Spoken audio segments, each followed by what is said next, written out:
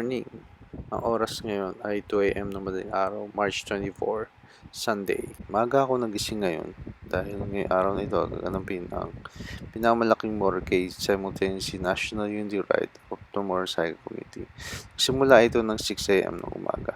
Bumotor din ako, kaya alam ko naramdaman nila nung pinirmahan ni President Duterte ang bagong motorcycle law RA 11235.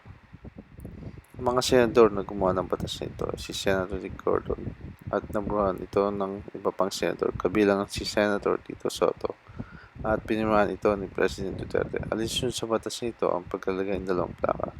Kasing laki ng folder, harap at likod, 200 by 200 yata ang size nito at may color code per city ang kulay na plaka. Hindi ito pinaburan ng mga nagmamotor lalo na sa mga naghahanap buhay gamit ang kanilang mga motorsiklo. Ang batas nito ay para ma-identify or mahuli ang mga gumagawa ng kriminal gamit ang motor para mapansin kagad ang plaka na kailangan visible 12 to 15 meters away. Sagot naman ng mga tao, lahat ba ng gumagawa ng krimen magamit ba ng original plaka or gagamit pa siya ng sariling motor? Para sa akin, crime prevention starts with police visibility. Kung gusto niyo talaga mahuli ang mga kriminal na ito sa kasta, bakit di kayo mag-deploy ng maraming polis? Maganda rin naman hangarin ng mga senador sa batas na ito. Pero hindi rin fair sa lahat, lalo na sa multa pag nahuling walang plaka. 50,000 to 100,000 penalty. At 12 years yata na pagkabalinggo. Not fair din kasi yung mga 2 years na nagmamotor, yung plaka nila talaga, di pa na-release ng LTO hanggang ngayon. Feel ko kayo mga bro, kahit ako wala din maayos na plaka. Sana wag lang sila sa salita magsabi na babaguhin ito.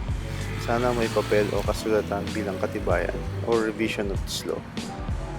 ASAP, pang mayaman ang dating daig pabatas sa mga nakakotse talaga. Ngayon gusto ko malaman kung gaano talaga kadami ang lalahok dito sa motorcade na ito. At gusto ko din mapabilang dito bilang protesta din sa hindi pinag-aralan na batas.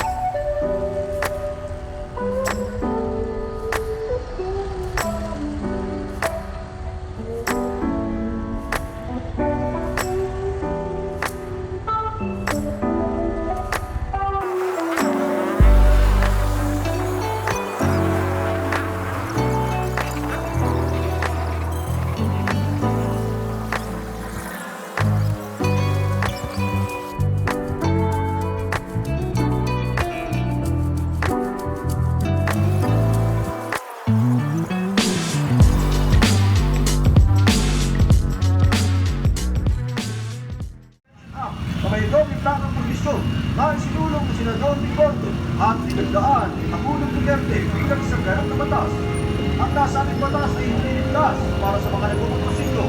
Kaya ito na bang abuso dahil sa pagpataw ng 50,000 hanggang sa 100,000 piso na multa na may kaakibat na pagkakabilang loob na 6 na buwan.